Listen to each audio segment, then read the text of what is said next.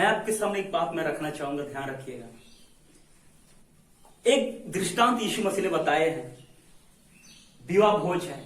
उस विवाह भोज में बहुत सारे न्योता करने वाले लोग थे, और उसमें से है ना एक व्यक्ति था जो विवाह भोज में जो विवाह का जो वस्त्र था वो पहना हुआ नहीं था, है ना। तो एक व्यक्ति था विवाह का वस्त्र पहना हुआ नहीं था, है कि नहीं। और उस विवाह भोज में जो वस्त्र पहना हुआ नहीं था उसको निकाला जाता है, उसको आग में डाला जाता है। याद रखिए, इसे क्या समझ में आता है, समझिए।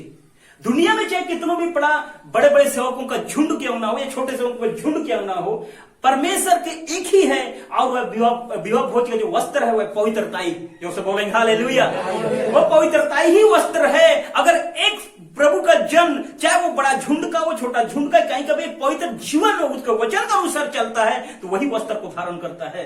हालेलुया, यीशु को धारण करता है, यीशु का लहू को अपने ऊपर में लेता है, और उसकी पवित्रता ही आपको उस विवाह भोज में आपका वो वस्त्र को पहन के आपको वहां जाना पड़ेगा। हालेलुया।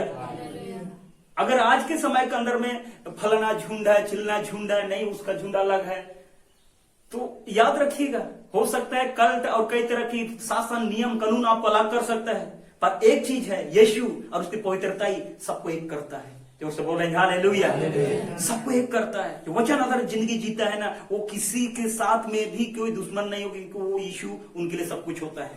हालेलुया।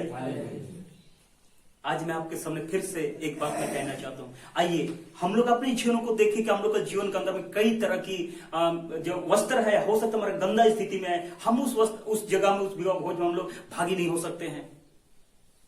हालेलुया, जोर से बोले हालेलुया। इसलिए आज इन बातों को याद रखिएगा मेरे प्यारों।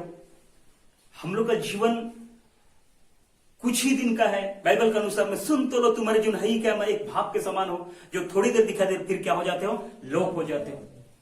याद रखिएगा, अगर आज के दिन में किसी के प्रति आपके जीवन में कड़वाहट है ना, कड़वाहट का मतलब ये किसी के प्रति आपने कभी झगड़ा किए थे और झगड़ा करने के बाद में आज तक उसको आप माफ नहीं कर पाए हैं। हो सकता है आपने बोले प्रार्थना तो किए, हमने माफ कर दिए, है ना, लेकिन हो सकता है आपके बगल से वो व्यक्ति पार हो रहा हो, है ना, लेकिन आपने मुंह को क्या कर दिए, अलग कर दिए। ये वो नहीं है। आपकी कड़वाहट को निकालना पड़ेगा। आप उस कड़वाहट में मत जिए, चाहे कितनों भी बड़ा आपके सामने झगड़ा किए थे, ना जाने आप नहीं बना बनी वाली स्थिति भी हो गए। और इस संसारिक दृष्टि के अंदर में इसे संसारिक झगड़ा होता है कि एक दूसरे से बहुत दूर दूर में रहते हैं, ना तो उसे बातचीत नहीं। अगर हो सकता है ऐसा अलगावपन हो गया तो वो अपना उसकी शिकायत करेगा, उधर अलग अलग शिकायत करे, ये अलग शिकायत करे, ऐसे ही चलता है संसारिक दुश्मनी। अगर आज के समय मसीह यीशु में आने के बाद में किसी के प्रति कड़वाहट है, चाहे आपके पारिवारिक से है, अगल बगल वालों से है, किसी से भी है, इस कड़वाहट को निकाल दीजिए। जोर से बोलेंगे हालेलुया, जोर से बोलेंगे हालेलुया। क्योंकि मैं उस परिवार के द्वारा इन कड़वाहटों को भी देखा, इसलिए आपके सामने मुझे लगा कि आपको संदेश देना चाहिए। हालेलुया। ये कड़वाहट मत रखिए अपने अंदर में। किसी प्रति गुस्सा है, आपने किसी के प्रति आपके खिलाफ किसी ने भी काम किए ऐसा जो आपने किया, लेकिन आज के लिए इसको निकाल दीजिए। ये पवित्रता को रोकेगा नहीं तो। हालेलुया। अपने कड़वाहट जीवन से हम लोग बाहर निकले, हमें माफ करना है और उसके साथ में हमको वैसे ही व्यवहार करना यीशु ने व्यवहार किया। जोर से बोलेंगे हालेलुया। मैं अंत में कहना चाहता हूं, हम सारे लोगों को यीशु के जैसा बनना है। किसी क्या बोलते हैं इस संसार के बड़े बड़े नाम शोहरत या बड़े बड़े पास्टरों के जैसा नहीं, हमें बनना है किसके जैसा, यीशु जैसा। जोर से बोलेंगे हालेलुया, जोर से बोलेंगे हालेलुया। हमें यीशु जैसा बनना है, यीशु जैसा बनेंगे, क्योंकि बाइबल के अनुसार तुम मेरी से चाल चलो, मेरे जैसा बनो, यीशु ने हम लोगों को कहा है। हालेलुया।